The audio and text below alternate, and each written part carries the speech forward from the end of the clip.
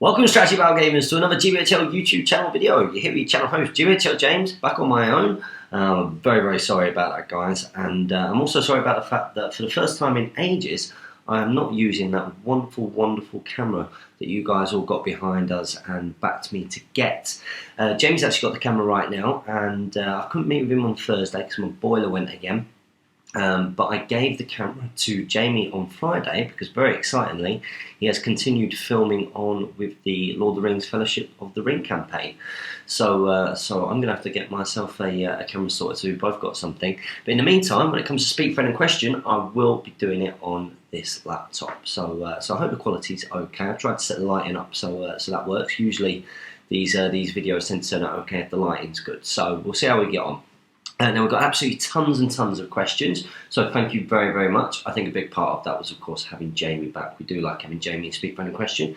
But I hope you don't mind me entertaining you today, guys. So make sure that you get all of your paints out because, of course, this is a question and answer session. So you don't just want to be sat there looking at me answering questions. You want to be hearing it and obviously get ahead with your painting backlog. We're going to start things off, and I'm going to try and be reasonably quick. So we've got Akathon39, he's put Jamie's back. Yes, well, Jamie was back for a short period of time. Hopefully he will be back next week. After that, we've got Johnny Graham Bex, he's put great to see Jamie back. Another thumbs up for Jamie. Question for this week, when I get more money, what would you recommend I get? The Trolls, Escape from Goblin Town set, or Radagast on Eagle? I want each of these sets equally, but can't decide, and your opinions would definitely help with this decision. Thanks. Okay, so let's have a little bit of a look at that. Well, I've got absolutely no idea on what kind of armies you collect at the moment. So what would I go for? Well, I actually really love the profile of Radagast and Eagle. I think it's really unique, and I'm looking forward to seeing it in action. I've not seen it on the table yet. Of course, part of that might be the fact that I've not really been going to tournaments. Although, very excitingly, I did go and attend JT's The Road to Stockport, The Road to the Desolation of Stockport tournament. On when was it? Was it yesterday? So that was good fun to sort of be back in it. I had a few other tasks to sort of get on with that way, so it kind of worked out. I would love to see Radagast on Eagle. I think it'd be really good fun. But in terms of the model itself, I'm not overly impressed. It's like a fine cast version of the plastic Eagle mould. And the plastic Eagles are great, much better than sort of the fine cast Guahir. So I would probably not go for that one. Now, Escape from Goblin Town is a phenomenal set, and if you can get that, then I would say get that. It's got a huge amount of value for money in it. It's really good in terms of being able to play some of the fun scenarios. And of course, when you play those fun scenarios, when you've got like the Thorin's Company, 13 Dwarves, or you've got the Goblin Town itself, and you've got the scenery in there as well. You get a little rule book, tons and tons of value in that box. It's a good way of getting new players involved in the game. So I actually think that that's a really good call. But on the other hand, the Trolls are absolutely gorgeous models and pretty effective on the battlefield as well. I've come up against them a few times. They can cause you a lot of problems. But if I was going to choose the three, I would say almost definitely, for my opinion, would be to go for the Escape from Goblin Town set, just because you get so much in there, and even if there are things in there that you don't want, you should be able to sell them on. I think most importantly, getting the rules is a big thing, to have that little rule book. So that's my say. So let me know how you get on with that decision, and I want to know what everybody else thinks. What would you go through between the three of those? Okay, so next I've got Northwest Hobbit campaign, which is called Stephen Crow. He's put, LOL, Jimbo, your drink would have to be whiskey, vodka, brandy, Goldschlager, Sambuca and Pernod. Oh, that sounds awful, Steve. You see where this is going? It would be a mahoosive shot called Gimme a Six. Well, I presume when you say Jimbo, you're referring to me, but Gimme a Six, man, is Jamie. Jamie is, Gimme a Six. Whereas mine's more of a so I think you got your Jimbos confused there, Steve. And then also, oh no, yeah, so you were referring to me, and then you've also put Jamie's would be a shot of poutine, pronounced poutine, called He's Dead, Take Him Off. Yeah, that's very much a Jamie thing to do. Yep, he's dead, take him off. Yep, he's dead, take him off. Yep, he's dead, take him off. He's not dead. He's dead, take him off. Yeah, that's a very Jamie thing. If you ever played Jamie, then you'll You probably have experienced that. Unless, of course, you're me and you've got a fantastic record against Jamie. It's okay to banter when he's not here. Okay, so next up we've got Andreas, the Norwegian Viking, signing in again. He said, nearly fell off my chair when you tried to pronounce my surname, but Jamie was really close. When I come over to Stockport next year, I'll teach you over a few drinks. That would be great. And of course, Desolation Stockport 2015 is just around the corner. We are doing another tournament later on in the year, of course, which should be huge, but I'm excited to announce that Desolation of Stockport 2015, and you can still buy tickets. There have been a few people who contacted us saying, can we still pay, can we still pay? And you can. I know it says that you can't pay past that date, but of course that's so that we can have an idea of numbers when it comes to booking the food and booking the venue as well. We couldn't really have, 30, 40 odd people doing this last minute. However, I'm happy to announce that Desolation of Stockport 2015 is officially going to be the largest independent Hobbit SBG tournament that has occurred ever since the start of the Great British Hobbit League. So I'd like to thank everybody who's really got behind that. Big thank you to Jamie as well. Obviously, I do that with him. And I'm really excited to see him, to see everybody. Obviously, it's been a long time. So I think we're going up towards 60 at the moment, so it'd be really good to get more. So if you can come to one next year, then hopefully that will be even bigger. You put, it's getting harder and harder to stay in the loop with a question, but here we go. Yeah, a lot of people have said that. What's really interesting is that I think Speak Friend and Question is really great for getting new people into the hobby, and obviously it's a great resource when you're doing your painting. I think that the more into Hobbit SBG you get, I can see how this format could not be as popular. If you're getting lots of beginners questions on here, then you might not necessarily need to know that. But hopefully part of watching the channel is you're watching it for the personalities as well, and the fact that we're passionate about what we do with the hobby and you're supporting the Hobbit hobby. But I can see how that's one of the reasons why obviously me and Jamie discussed, and then obviously went to Damien and talked to Damien and Tom about potentially doing a kind of talk show, which is what the Plantier is now. Because I think that that's very, very good when you are an experienced player and you want to be more involved in sort of a discussion rather than sort of quick fire questions. So I can see how if the more experience you get, or you've been on Speak Friend and Question a few times, it could be hard to be in a loop, but that's why the loop is there. So you have to ask questions. So you put, when receiving or handing out prizes at tournament, what do you prefer? Models, gift certificates, or Lord of the Rings Hobbit stuff, or other models like Weta collectibles, hardcover books, and so on. Always great to hear the banter between you two while painting, and keep up the good work. Yeah, we do love a bit of banter. We do love a little banter, buddy. Okay, so what do I prefer? Well, I know it sounds a bit sad, but I do like getting just a certificate, because I think when you do well, it's nice to sort of, you've not gone there necessarily to win the prize. I know that some people do. Jamie likes that. Jamie likes it if there's like a nice prize, so he's liked it when he's won like the swords, and I think when those little letter opener sword things have come available, he's been like, oh yeah, I really want to win that kind of prize. And it is nice to get stuff like that, but I think just a good certificate that's been put together nicely can be quite rewarding. Of course, it's always nice to get models when you win things, but I for me, it's more about the prestige, isn't it? It's the prestige. So if you get most sporting, or it's nice that you've been recognised by other players, or if you get voted for best painting in any kind of way, shape, or form, it's like you're getting some form of recognition. And it's the same when you do well in a tournament, whether you come first, second, third, or it just improved on what you've done before. It's nice to feel like you're making progress with the game, or that you're being rewarded in some way. So I'm a bit more of a prestige person, but I know that other people prefer other things. But thank you very much for that, Andreas. That's a very good question, and I look forward to seeing you Stockport next year. Then we've got Steve Crow again, who's put himself into a triple loop, just like Aquathon 39. He's put, P.S. Who's this Steve Crow guy? He sounds like a card. He's a proper power gamer. Steve Crow, and by the way, Steve, come on, get in! 4-2, get in! I have just watched the Manchester derby. Manchester United have just taken apart Manchester City and beaten them 4-2, so me and Steve were both very happy. Now, Steve Crow used to be a really nice guy who used to bring like dead nice armies, like fluffy Gondor lists and stuff. He used to be like that, but now he's a bit of a power gamer. So I don't know where we want the old Steve back. Okay, next up we've got Aquathon 39. He's put some sort of Speak Friend and Palantir would be cool. My question this week is, can the new Azog use Narzug's price of failure rule as in his rules it doesn't specify which ASOG.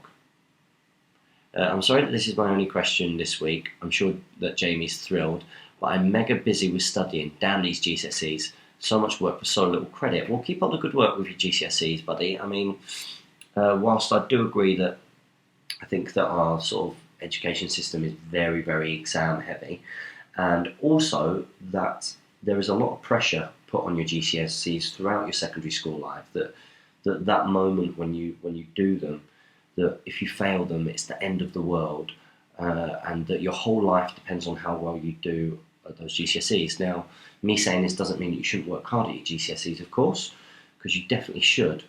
But ultimately, what you make of yourself in life is about how hard you work and how much ambition you have.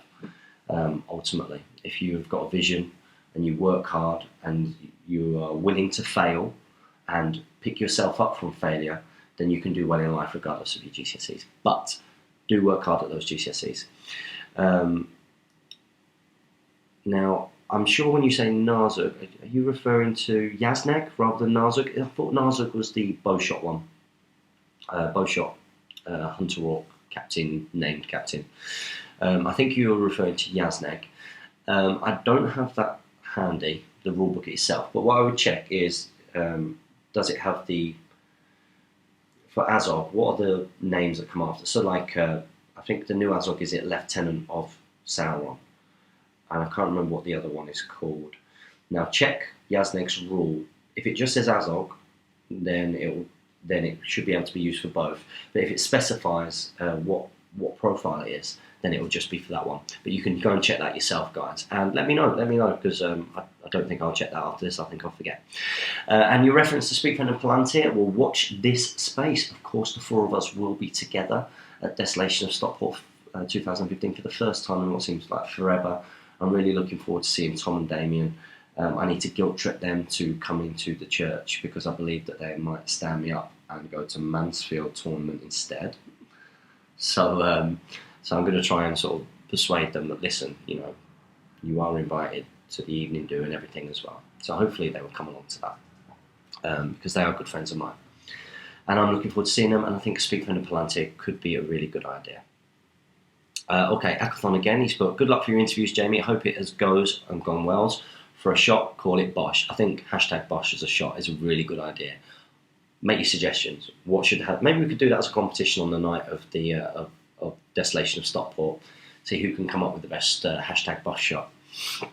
I think that's a good call.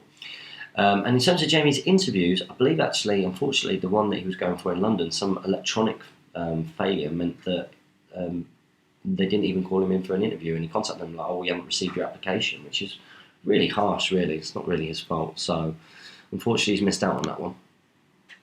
So next up, we've got Red Cookster 71. He's got a great episode of Speak Friend in Question. Good to see Jamie back. I agree. He hopefully should be back next week. Thanks for taking on board the idea of more tutorials. And yeah, I don't mind the banter. Yeah, we love a bit of banter. If you get yourself onto the Great British Hobbit League Facebook page, then you will learn that we are all banterific. It was great to get up to Stockport and attend your tournament, but alas, I am unfortunately unable to this year. But I hope it goes amazingly well for you all, and I appreciate the invite, as I know I will be warmly welcomed. You certainly would, Red Cookster. So if you can't make this one, try and make the it won't be Desolation of Stockport, but try and make the next Stockport event towards the end of this year. Hopefully it'll be just as busy. You asked whereabouts in the West Midlands. I'm from West Bromwich, just north of Birmingham. I've been there that way today. Top secret thing for the wedding. I can't say anything. Just a quick question about your Let's Try Tuesdays. Have you plans to play the Lord of the Rings LCG card game? You can pick up the core sets quite cheap now on eBay. It's a great game, and you might get some inspiration for new scenarios. When you find the time, of course, keep up the great work, guys. We've got such a huge list for Let's Try Tuesdays. It almost feels like what we really need is we need a couple of days where we just film like 3 or 4 months worth of Let's Try Tuesdays. But of course, in the run up to the wedding, that's going to be very, very hard, very hard. And I actually did notice that last week there wasn't anywhere near as much content as there normally is.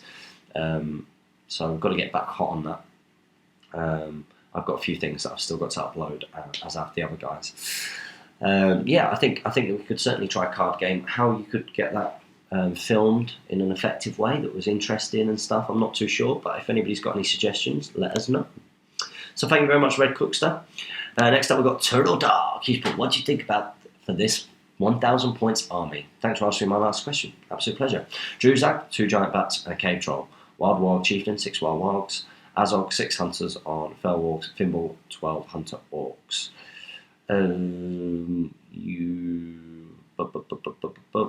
So you've got big powerful hero. You've got some decent sort of chaff troops.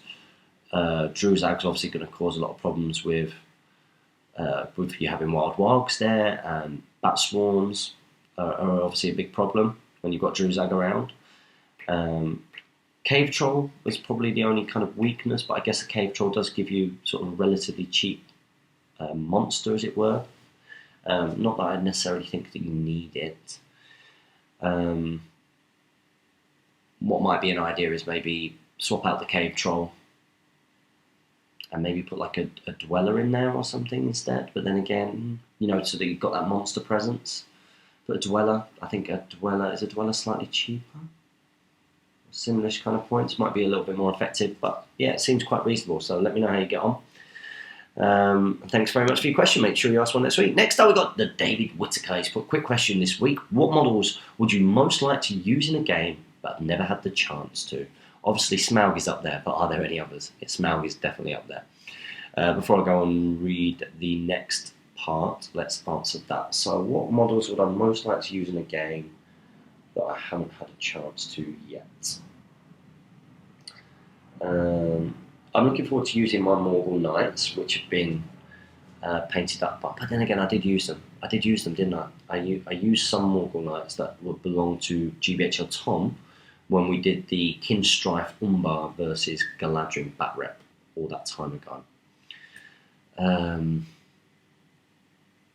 But yeah, I am looking forward to using the Angmar army that Matt Davies, who is Generation Shift. If you've not checked out his channel, I do suggest you do that. We have scoured his channel before, but if you're not subscribed to Generation Shift's channel, there's some phenomenal Hobbit SBG painting stuff on there. So just go and check it out, and that's supporting your Hobbit hobby.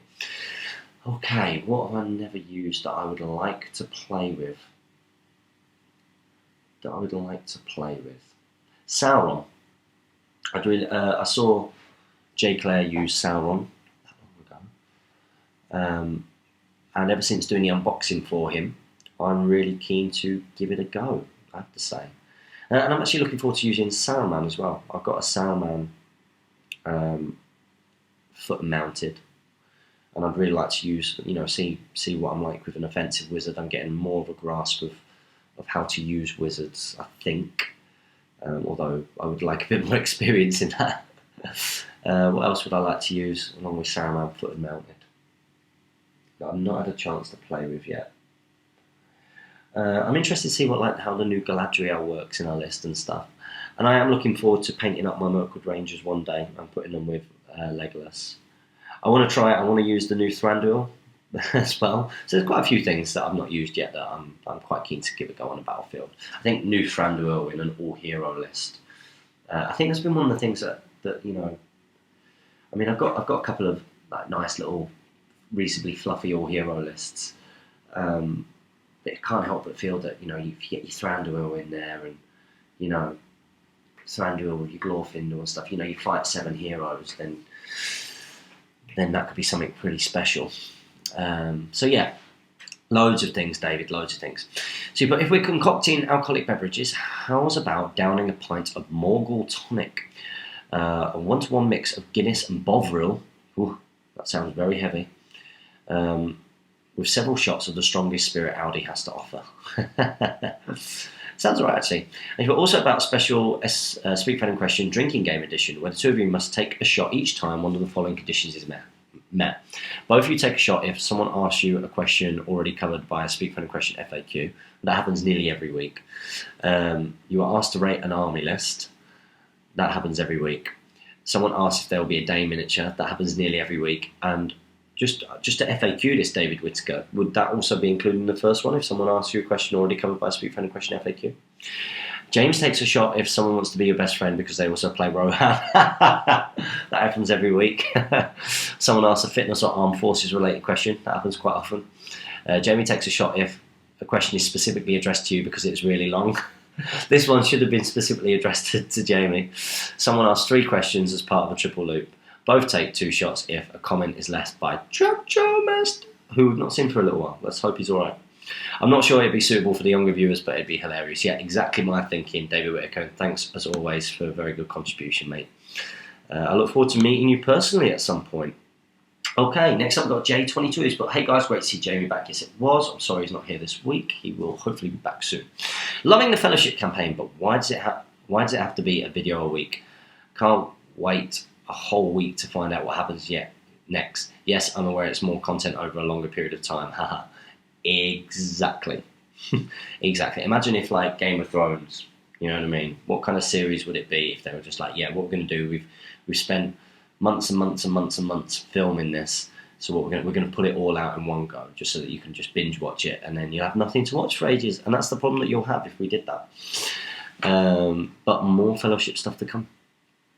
Okay, doing the tutorial seems like a good idea. Looking forward to that. If you don't know what it's referencing to, someone asked a question: would we consider sort of doing a tutorial how to win the scenarios, the sourcebook scenarios? So, you know, your high ground, your reconnoiters and stuff. And I actually think that's a very good idea, because I think that is one of the things, in my own opinion, that can separate a good player from a great player, is someone who understands to win at the scenario, even if they would lose in the game. And very luckily that happened to me a couple of times recently. I can't speak too loud. Jane is upstairs and she doesn't know that I win on Saturday. Okay, so anyway, next up he said, got to say, James's Tetley Tea is the one. Good choice. Yeah, Tetley Tea's for winners. My question for this week is, what is the most effective way to drain out might fate from your opponent's heroes without depleting your own store? How can you gain the advantage by having more might on the table? Thanks for all the great content. So effectively drain out might fate from your opponent's heroes without depleting your own store. So not using heroic strikes, which are obviously a very, very good way of getting them, and heroic moves, things that they've got to counter. But if you're saying without draining might, then a good way of doing it is to use wizards or spellcasters. Spellcasters are a very, very good way of draining out of them. And obviously archery is a good way of getting rid of fate. And then sort of more specific targeted ways are things like if you've got an evil army, taking a shade, is a pretty good way of making your opponent use more might than they want, and fate, etc. Models like the Dwimmerlake and Grima are good for stuff like that. So I think that's what you were getting at. So I hope that helps a little bit. Okay, next up we've got Kurt Leach. I'm thinking of making a 500-point Ithilien themed army. Do it. I think that'd be great. Loads of people have been suggesting that lately. Maybe we should make that speak for an question FAQ. How would I make Warriors of Minas Tirith look like they are an army that's fighting in woodland terrain? Would I put cloaks and hoods on the warriors and do something with the base, or would I just use normal ranges of Gondor with the spear and swords and cut off the bow and arrows from their back and put a shield on the back? Thanks, and sorry for the long post. I think if you go making Warriors of Minas Tirith, then they've got to still remain Warriors of Minas Tirith. So you want the armoured look, you don't want the ranger look, because of course you're going to have ranges of Ithilien that will look like the rangers. So I like the idea of the cloak and hood. I think a cloak and hood is a good way to go. A cloak and hood and a good base. And make sure you get some pictures and show us how that goes, Kurt. I look forward to seeing them. Okay, next up, we've got Jamie Finnegan. He's put, genius idea for Stephen's cover at your wedding, James. So if you don't know, Steve's wife doesn't know that he does all of this, with tournaments and stuff. So he's put, stick to semi-truth and just claim you're Stephen's personal trainer. Let's face it, he's getting round on the edges these days. Well, we couldn't do that because obviously that'd make it look like, I'm not very good at my job, and I'm very good at my job, so I won't be pretending he's a client, not until he actually wants to do it. Because if he wants to do it, we can do this, Steve. Next up, we've got obviously Jane knows Jamie, and for me, we could tell her the truth and say I'm the bloke who eats Rohan for breakfast. So if you're not sure what that's a reference to, I played Jay with my Rohan not that long ago and got absolutely obliterated. My Sons of Ale got absolutely smashed. It's just one of those games where nothing went my way. And of course, Jay is very happy about that. Congratulations to him. Said behind gritted teeth. Next up, we've got Mouth of Sauron. He's put, "How dare you? You did not answer my question." Well, did you post it in time? We only answer questions that are done before we film it, and we film it on a Thursday. So if you want your question answered guaranteed, you must ask it before Thursday lunchtime. And then you put, "After you complete Lord of the Rings campaign, will you ever do a Hobbit campaign?" Yes, I think we certainly will do a Hobbit campaign at some point. Just a question of having the models and the time. Next up, we've got Mabbers290s. But hey guys, thanks for the feedback concerning Uruk crossbows. I'd forgotten about the move or shoot rule. My question this week is, I recently found a box in my storage of Rangers of Middle-earth. Now, I have no Gondor, Arnor heroes, so which additions to this do you think I should get to make it a fun or themed list to use? I.e., should I buy another box of them? Which hero should I get? Or do I do a Defenders of Osgiliath theme? Or alternatively, Dunedain? Thanks again, have a good week. Well, not knowing what else you have, I mean, if you have Warriors of Minas Tirith, then you could go for that kind of Gondor list, and obviously have a third. But if you want to make an Arnor sort of Dunedain list, which would be an easy way to go if this was all, I'm just going to assume that you've got no other models, you've only got the box of Rangers of Middle-earth. Then getting another box of Rangers of Middle-earth would be good. Getting 2 blisters of Rangers of the North would be good. And get yourself a couple of Arnor heroes. So get yourself Arathorn and Halbrand blister would be a good way to go.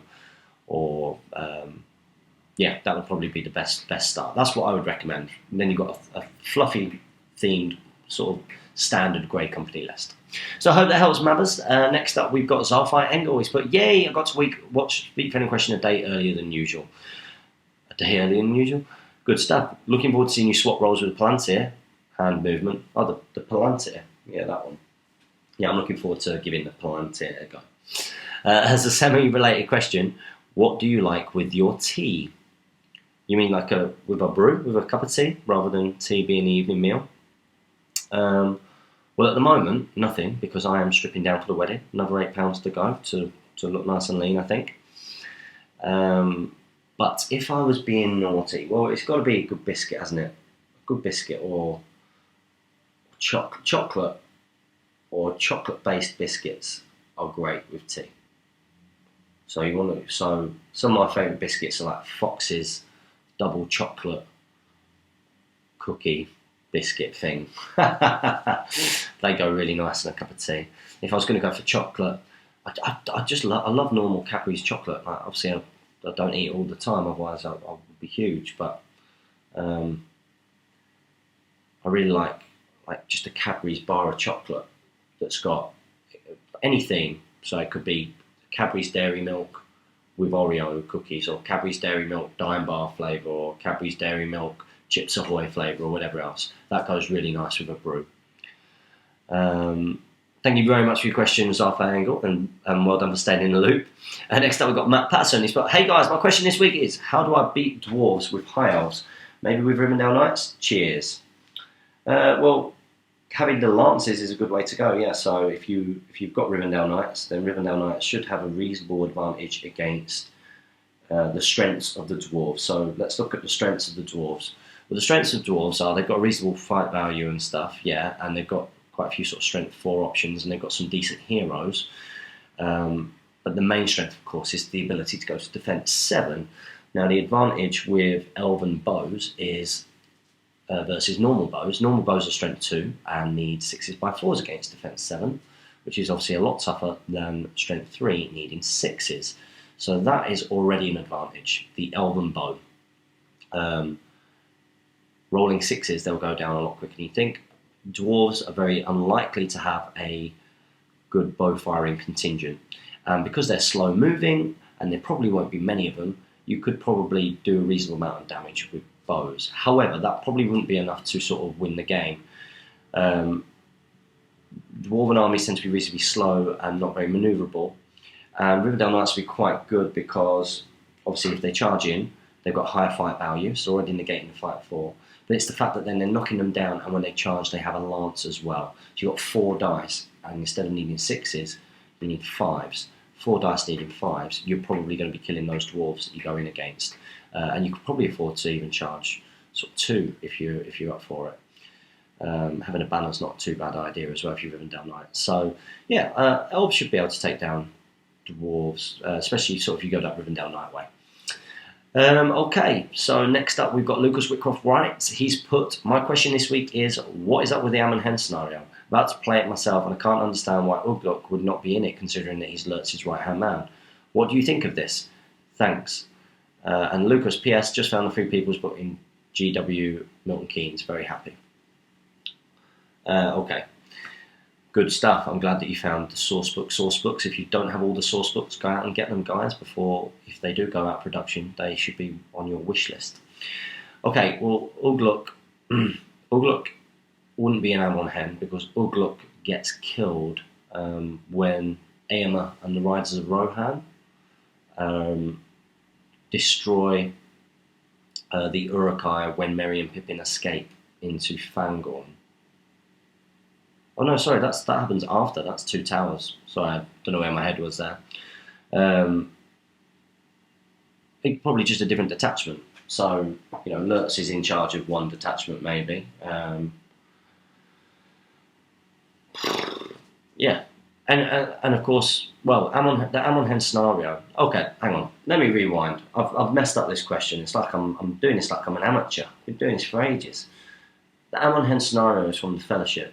Ugluk isn't in the Fellowship. Ugluk is in the Two Towers, both in the books and in the movies. So there is no reason why Ugluk would be in the Ammon Hen scenario. That is the proper professional answer to that, Lucas. Glad I got myself together there. Okay, next up we've got Ryan Shady Shores, but thanks for the tips, guys. Good to see you back, Jamie. Well, James, I couldn't think of a drink for you and the Romies, but Jamie, you could have in a 350mm glass Strongbow Original, Hingbo Strongbow Dark Fruit, and then a double shot of Goldschlager to represent the gold of Legacy's sword pommel. Also, another drink I've thought of, the Wrath of Smaug, containing Eristoff Red, Fireball Cinnamon Whiskey, and a cap full of tequila. It sounds awful. Sounds absolutely awful. But thank you very much for that contribution. You've also put question time. Question 1. If you guys were not into SBG, what hobby could you see yourself being into? Well, I think if Jamie wasn't into SBG, then he would definitely be into some kind of wargaming. But if you're taking it away from wargaming, I think he would be into more board games. And then if you're excluding that, then probably lots of computer games and stuff like that, you know, like strategy-based computer games. Actually, you know, I reckon Jamie's a bit of a dresser-up. I reckon he'd do a bit of LARP and all that kind of thing. Maybe. As for myself, hobbies, well, fitness is my hobby, but it's also become my job. If I wasn't into SBG, well, I'll tell you, probably a good answer for this is that, of course, I found out more about SBG when I was looking for players for an online strategy game that I helped create when I was doing my GCSEs. And I decided to get back into doing that to sort of chill me out from all the work I was doing. And that's how I came across the One Ring, because I was recruiting players. So I would probably have got that game up and running and be running and being an admin for that forum game. So that's probably what would have happened without SBG. I mean, that platform would be absolutely superb for even a worldwide campaign if there was a way of doing that. I think that the platform that we built would be brilliant. So it's something in the back of my mind. And you put 2. What is your opinion if someone had, say, the Dark Marshal, but painted in colours that were nowhere near close to the proper paint job? Because I'm all about being unique. Yep, absolutely no problem at all. You know, as long as you're not trying to pass him off as something else. If it's the Dark Marshal, it's the Dark Marshal. If you paint in bright pink, then there's nothing wrong with that. You put PS, I hate to announce that Ryan Shady Shaw will be at the Desolation of Stockport 2015. This novice is going to bring the heat, lying at its finest. Thanks, Ryan. Well, absolutely brilliant that you're coming, pal. I look forward to meeting up with you and you buying us a pint. No, really, really good that you're coming, matey. And it's like I say, I reckon we might even get over 60, which is being phenomenal. But really record breaking. If you've not got a ticket yet, guys, really seriously think about it. End of this month, you've still got a chance to get it. If you want details, get in contact. So next up we've got Sackbot Tennis. But hi guys, my question this week is, which story do you prefer, Lord of the Rings or The Hobbit? Both book and film. Thanks guys, that is easy, Lord of the Rings. Next up we've got Tour Seragon. He's put, hi guys, missed last week, so I've got 2 questions for you. Which is your favourite bat rep you have filmed? I like Jamie's Deadliest Warbound Moria versus Elves. Favourite that I've filmed, I really enjoyed Balin's Tomb. I enjoyed filming Amon Hen. The Amon Hen Part 1 and 2 were really, really good to film. I enjoyed filming Kingdoms of Men, a special, and also that one in the Games Workshop Ultragon not that long ago versus Steve. I like filming versus Steve. Steve's been there from the start, so he doesn't talk at the wrong times, and he always adds a good level of banter and stuff. So it's good doing them with him, and I win. So that's always good. Brings a real positive edge to the battle report. But yeah, maybe those scenario ones, Balin's Tomb, or maybe the Amon Hen was really, really good fun when we were all down at Damien's. We had a really, really good time with that. The only way it could have been better is if Jamie was there. You put, and a question I've nicked from Green Dragon podcast, what Lord of the Rings question would you ask Tolkien if you could have been given the chance? Thanks guys, it was good to see Jamie back. I would have asked him if it would be okay if legally people could have permission to use that mythology, like more people use it as a mythology, because of course the Tolkien estate has become very precious and very sort of inward looking, but it's such a fantastic story, and it has become, so many fantasy genres have based things off what happened in Lord of the Rings. I just think it'd be really good if we could have more literature that sort of came from that world, and other people's interpretation of certain events in Middle Earth. It'd be great if I could go away, for example, and I could write the story about the Kinstrike, but in detail, or just set a story in Middle Earth, and it be Middle Earth, and it be in that setting that we all know, because he built such a rich depth. And I would ask him, is that what you meant for this work, or did you mean it to end up being a very protected piece of work? That's probably what I would ask him. Could the world please have permission to use this fantastic world and languages that you've created and everything to create more art? That would be my question.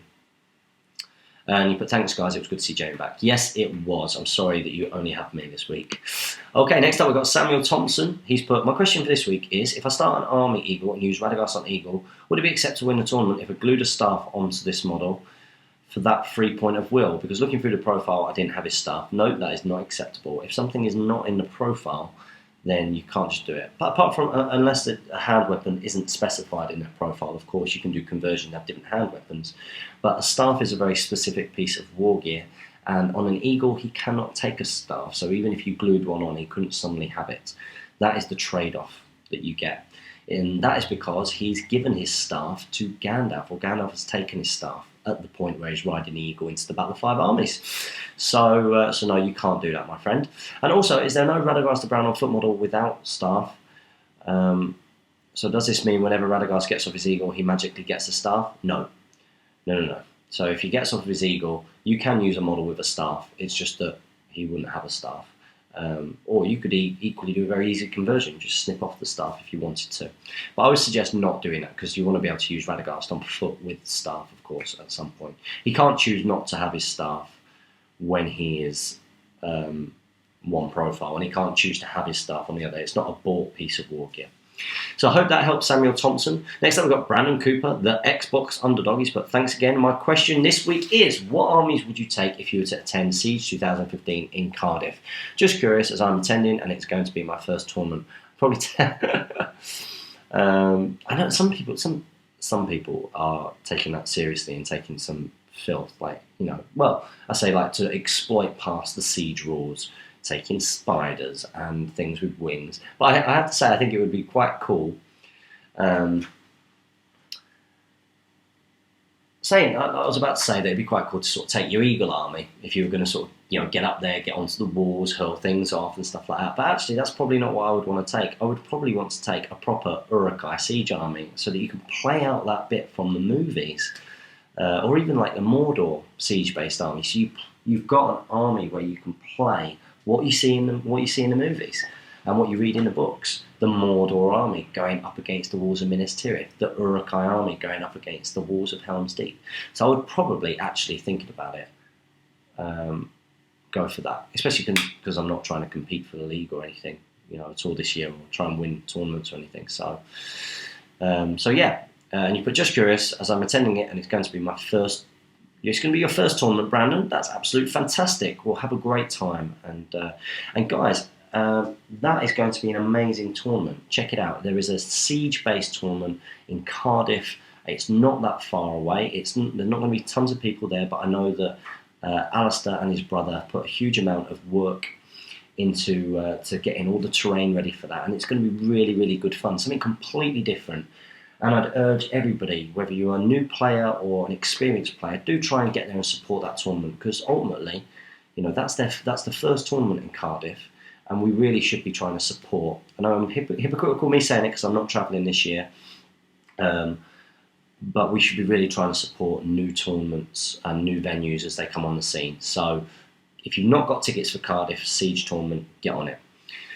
And good luck at that, Brandon. Let us know how it goes. Owen Wright put thumbs up for Jamie. Yeah, agree. Thumbs up for Jamie. And Owen, great to see you back at Speak for a Question. I've missed you. And hopefully, I'm keeping my fingers crossed that you can make it to Destination of Stockport, because I always like seeing you. Hate playing you because you always beat me because you're better than me. But it would be nice to see you.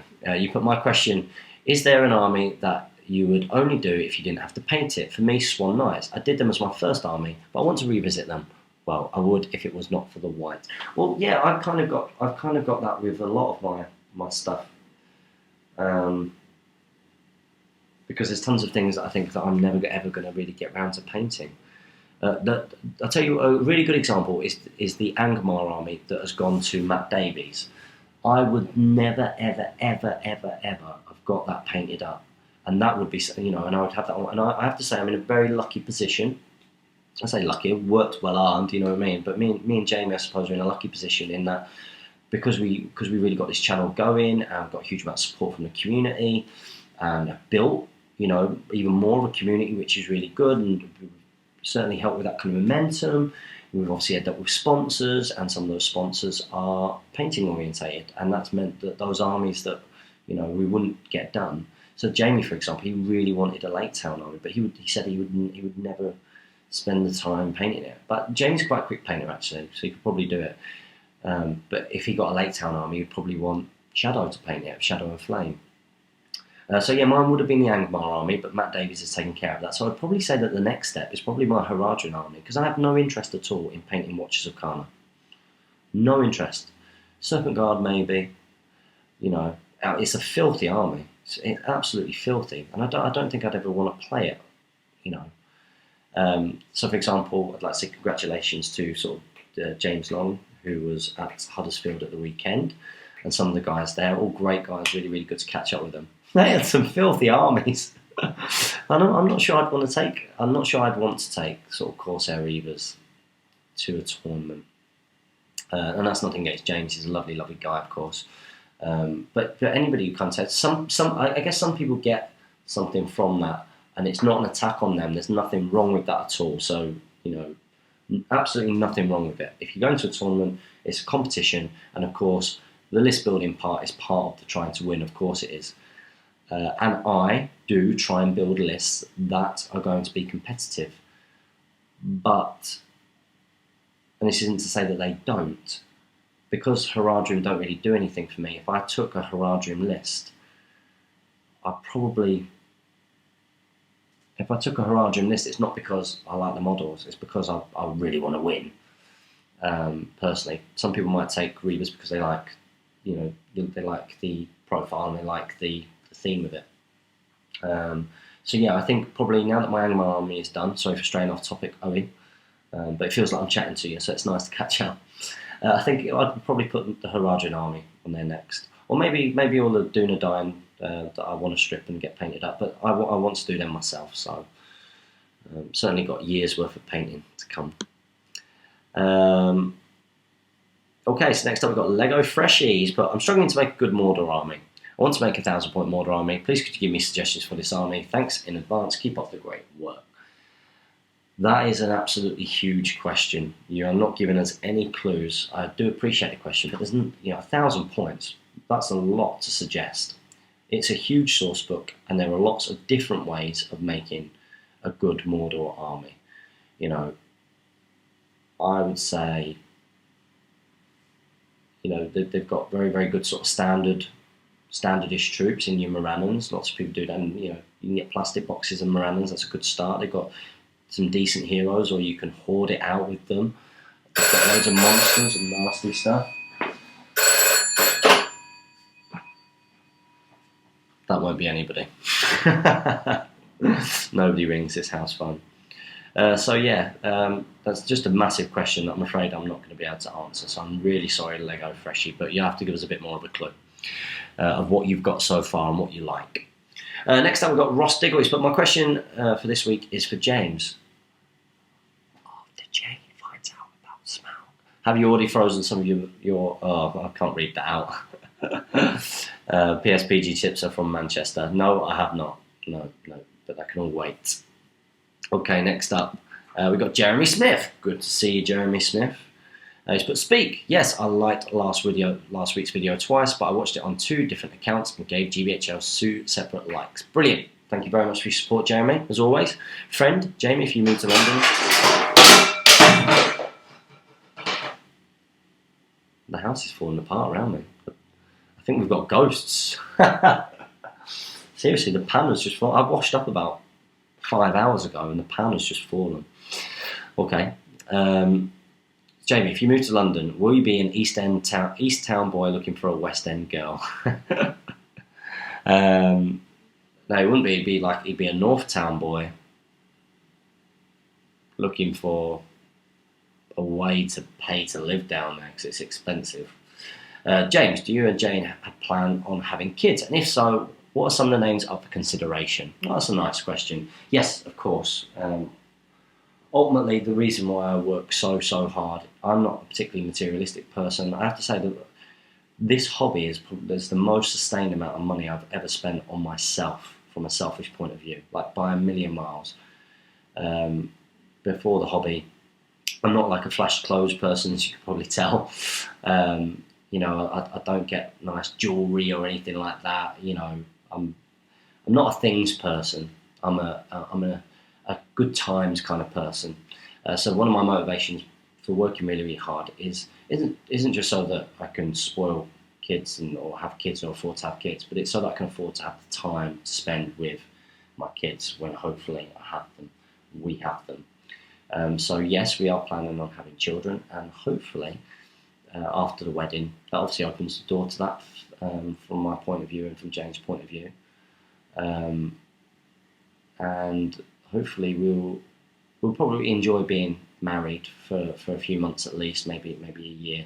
But I don't really want to have kids after 30. Not that there's anything wrong with that, but I don't want to be. I know it sounds mad looking that fine, but I don't want to be an old dad and I don't want to be an old granddad. I want to experience both of that. So, because I do love kids. So yes. And in terms of names for consideration, well, I'm always worried about saying this out loud because my little sister, she just recently had her second child. And I saw the names list, and I noticed that one of the names that we are pretty set on if we have a boy was on that list, and it was on there because my mum suggested it after she heard me, or after Jane mentioned it to her, and I was like, that's bang out of order. I was like, that is our name. So if we have a little boy, we were thinking of the name Harrison, and if we have a little girl, and we've not thought of any names beyond that really, that's pretty much what and that might change. So Harrison for boy. And if we were going to have little girls, then we really like the name Eleanor or Eloise. We like those names. But again, that might change. So who knows? Thank you very much. That's a lovely question. or a lovely friend section. Then you've got your question section. You put, I'm thinking about running a free tournament to encourage players in my area to get together. Good idea. I would call it the duplication of Stockport. I'm not sure if guys around your area would know what Stockport is. You could call it the duplication of desolation. That might work better. Or, yeah, the desolation of duplication, maybe. Just depends a bit what you want to infer. And copy your tournament format and scenarios and hold it whenever Stockport comes around. No entry fee, free prizes, and maybe lunch on day one. What do you think? What else could I do to throw a Bonnie event? Stay tuned for future updates on the Great Lakes Hobbit League. First Agent Smith signing off. Well, make sure that you've got a group of players who can attend the tournament first. I think it's a great idea. I think that's really, really good. And you could always send us a picture of you all when you're doing the tournament and sort of say message from Great Lakes Hobbit League, to Desolation of Stockport from the duplication of Stockport, whatever you wanted to do. That could be quite nice. I think no entry fee is a good way, and free prize is a good way to encourage people. You need really to be having sort of at least 10 people in contact with you, at least 10 people to run an okay tournament, I would say. I've been to tournaments where there's less than that, but 10 plus people really is your goal, I think. So if you can do that, then it sounds great. If you want any advice on or us to send you example rules packs, etc., well, you're on the Facebook anyway, so you can download it. That's not a bad way to go. Thanks very much, as always, for your contributions, Jeremy Smith. Next up, we've got Paperclip 181. You put, hey guys, awesome to see Jamie back. Hey, Jamie's getting a lot of love in this video. Nice vid. I was wondering, Jamie, what is the progress of your Dunland Army that you were making? I think it will look awesome on the board. I don't think he's got enough painted to make an army, and I don't think he's made any more progress with getting anything else. He got a load of it painted for battle companies, didn't he? So they could represent the thugs, which was pretty cool. What Jamie has been working on recently is he's got all of his Saga Vikings done. So that's not too dissimilar from Dunland, which has really put the pressure on me to get mine done. But I've got to finish off at least my Sons of Ale and a Hero and a couple of other things before I even think about doing that, because I need to get that finished.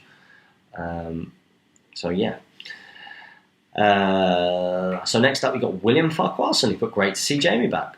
It certainly was. Must admit though, I'm slightly scared of the Southern job, but I'm sure things will work out well. Fortunately for me, he's not got that down there. But of course, you know, he has to look at the bigger picture always. So although I would be gutted that he moved down there, especially from a channel point of view and as a friend as well, you know, it's nice to see him, and he's been a very good sort of mentor from a and sound, you know, a sounding wall various times in my time in the hobby, but he's not going down there now, so that's good news for the time being anyway. Good news for me. The fan-made battle companies rules look fantastic, and I'm planning to use them tomorrow. Yeah, they're really good. I saw it said somewhere that work was being done on an update, but I haven't seen any online activity concerning battle companies for quite a few months now. Do you guys know whether someone somewhere is working on an update? Quite possibly. Best people to speak to is Murtaugh or James Baldwin on Facebook, and I think it's Urinen on the One Ring forums. Go and check that out. If you ask a question on the One Ring and on the Great British Hobbit League Facebook page, then you should find some answers. Okay, next up we've got Al Wood. He's put, have you took yourself off to the doctors yet, James?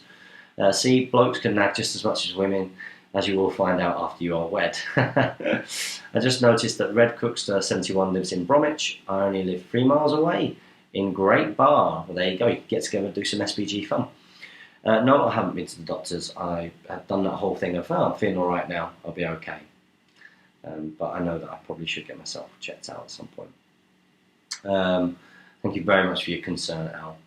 And look forward to seeing you at Stockport. Next up, we've got Dave Egan. He's put, yes, I finally got you, Jamie. Vengeance. It took like 3 or 4 attempts, Dave. Anyway, now for some questions. Can Aragorn Isildur's heir use his banner rule, special rule on himself? His rule says all heroes and warriors of Arnor within 3 inches treat him as a banner. Yes, he can. So effectively, he's got 4 attacks, which is why when people take like an alternate 3 hunters, sometimes they'll include him instead, because then you've got rerolls for your 3 hunters. So like if I was going to take a sort of powered up 3 hunters list, I would take Aragorn Isildur's heir. Yes, he's got the lower defense, but that banner is huge, and I would take the new Legolas, which would be pretty cool. And you put, James, can I challenge you to a get buff bat rep on the Friday before Stockport if you are able to? I have been challenged already by a couple of people, and it very much depends on whether I can swap shifts or with anybody, because I am due to work, and I would be working effectively from 9 in the morning till 9 PM at night, which is a bit of a pain because I need to go and set up the tables and stuff, which I might ask Darren if I can do on Thursday night instead, because that will probably work better. But yes, if anybody would like to challenge me to a get buff bat rep, then I am up for it. We've got Ross Diggle. He's put 2-part question, second for Jamie. If a model is armed with a banner and a great weapon and strikes two-handed, does it have -2 to the fight roll? Yeah, I guess so. I think there'd be a cumulative.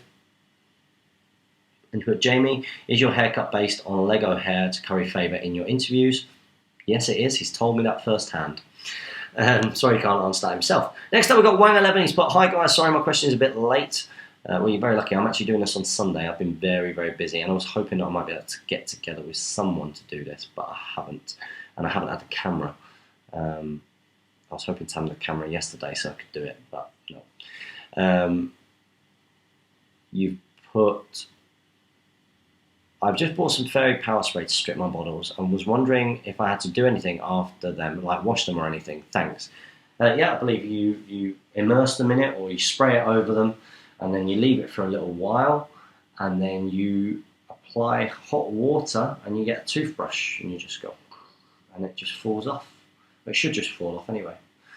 That's what I've done when I've done it. You will still get bits in the little crevices, and sometimes like having a pin or something is a good way to get that out. Okay, next up we've got Dr. Dan. He's put, hey guys, more of a modelling conversion based question. How do you go about putting a cloak cape on a miniature? Have you ever done it? I found the perfect model of a Son of Ale on foot, but they all lack the cloaks. Thanks. I believe that if you go onto the Great British Hobbit League Facebook group, I saw a comment not that long ago where somebody put like a cape on a miniature, and Sam Page of Mid Sussex Wargamers, he commented that he had that cloak, and it's from like a historical wargaming company. It's like a plastic cloak that you can get on, which is obviously the easiest way of doing it. A more complicated way of doing it, but if you want to try your hand at sculpting, is to get some green stuff. Of course, that's when you get the red and the blue putty and you mix it together and you want to sculpt a cloak, but that will take a little bit of practice, and that's a good way of doing it. But good luck with that, Dr. Dan. Let me know how you get on, and if you want to know about those plastic cloaks, ask Sam Page on the Great British Hobbit League Facebook page. Next up we've got Bald Eagle, and he's put, hi, someone rivaling Jeremy Smith here, Bald Eagle. He's put, hi James and Jamie. My question for you is, do you think that the new Mirkwood soldiers, swordsmen, archers, spearmen and cavalry, are worth bringing to tournaments, and what would your prediction be for them actually winning a tournament? I know it's not all about the winning and it's taking part in accounts, but what if I was to go to a tournament? I would not like to lose every match with them. Thanks, Bald Eagle, who's also called Jamie. I actually think that they're a very competitive list. I don't think the cavalry are very good, but they've got very good heroes, and they're really, really good heroes, and decent, cheap-ish troops. So I actually think that they could do very, very, very well. I don't think the cavalry are any good though. That's all I would say. Maybe bring a couple of the cavalry if you've got seize the prize as a scenario or something, or one of the cavalry. Get it there, dismount, try and dig it up and pass it to your hero to run off the board. Next up we've got Wild War Gaming, but I love this series. Good to see Jamie again. I'm glad that you love Speak Fan in Question. It's been going for a long time now. This is Speak Fan in Question 68. Can you believe it? And finally, and let's see how I've got on. I'm filming this on the laptop, so I can't see the time because I don't want to look at myself. Oh my gosh, that light is bright, isn't it? God, have you had to put up looking at this time? Unbelievable. Wow, I'm going to do this in an hour. This is brilliant. Lost Control has put, hi James and Jamie, first time poster in question. Wow, well if this is your first time posting, what does he have to do, guys? You are now stuck in the loop, buddy. And as being stuck in the loop, that means that you have to ask a question every week after we answer this.